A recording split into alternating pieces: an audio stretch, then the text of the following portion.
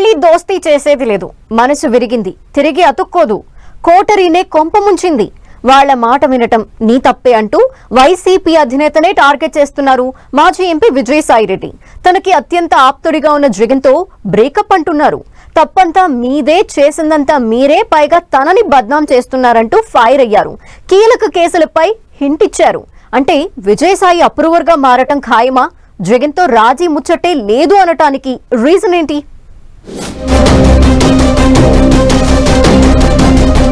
జగన్తో విజయసాయి పూర్తిగా తెగదింపులు చేసుకున్నట్లేనా? అప్రూవర్ గా మారి అత్యంత ఆప్తుడికి హెడేక్ గా మారబోతున్నారా? కోటరీనే ముంచింది, తప్పంతా జగన్దే అనడంలో ఆంతర్యమేంటి? నో కన్ఫ్యూజన్, అసలు మ్యాటర్ ఇది. క్లియర్ కట్ గా పిక్చర్ ఏంటో ఫ్యూచర్ లో ఇంకా చెప్తానంటూ బరస్ట్ అయిపోయారు మాజీ ఎంపీ విజయసాయిరెడ్డి.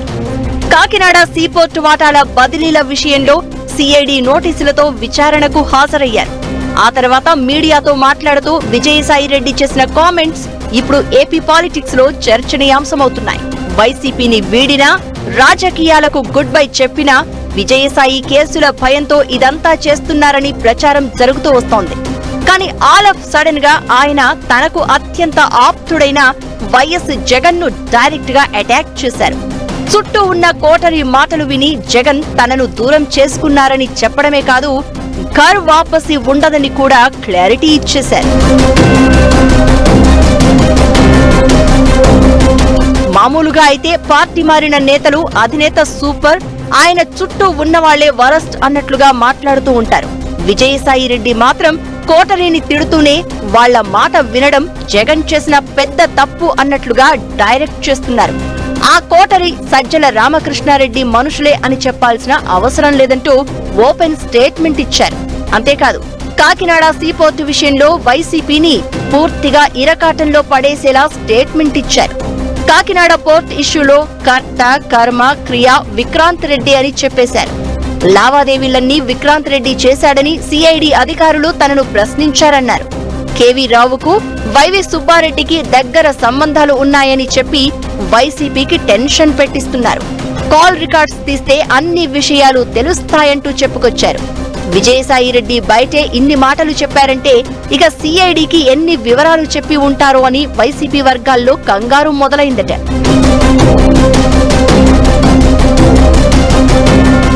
పనిలో పనిగా లిక్కర్ స్కామ్ కథేంటో హింట్ ఇచ్చారు విజయసాయి.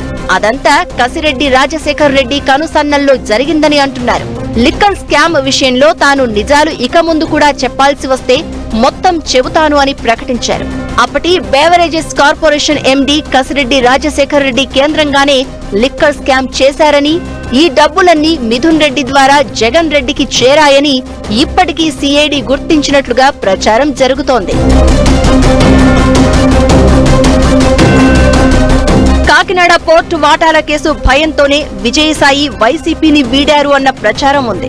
అయితే అదే కేసులో పార్టీ అత్యంత ముఖ్యులను కార్నర్ చేసేలా విజయసాయిరెడ్డి కామెంట్స్ చేశారు. జగన్ బాబాయ్ వైవి సుబ్బారెడ్డి కుమారుడు వైవి విక్రాంత్ రెడ్డి పోర్టు వాటాల డీల్ ను సెట్ చేశారని ఆరోపించారు. సిఐడి అధికారులు కూడా తనతో అదే విషయం చెప్పి ప్రశ్నించారని అంటున్నారు. లిక్కర్ స్కామ్ జరిగింది అనేలా విజయసాయి చేసిన కామెంట్స్ కూడా వైసీపీకి తలనొప్పిగా మారే అవకాశం ఉంది. ఇప్పటి వరకు ఆరోపణల వరకే పరిమితమైన మద్యం కేసులో కసిరెడ్డి రాజశేఖర్ రెడ్డి అంతా చేశారని చెప్పి సంచలనం సృష్టించారు విజయసాయి.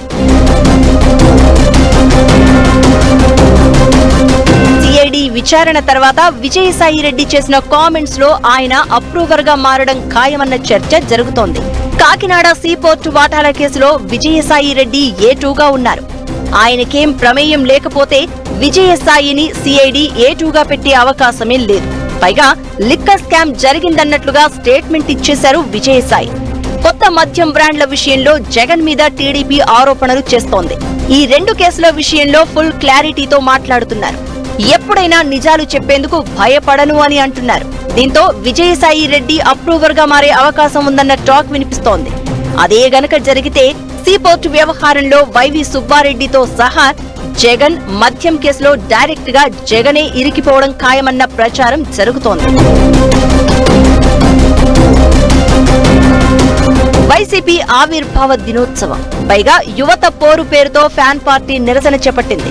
సరిగ్గా అదే రోజు విజయసాయి రెడ్డి సిఐడి విచారణకు అటెండ్ అవడం, వైసీపీని కార్నర్ చేసేలా కామెంట్స్ చేయడం చర్చనీయాంశమవుతోంది. ఇదంతా చూస్తుంటే విజయసాయి రెడ్డి కామెంట్స్ కూటమికి అస్త్రంగా మారే అవకాశం ఉందన్న టాక్ వినిపిస్తోంది. రాబోయే రోజుల్లో ఏం జరగబోతుందో చూడాలి మరి.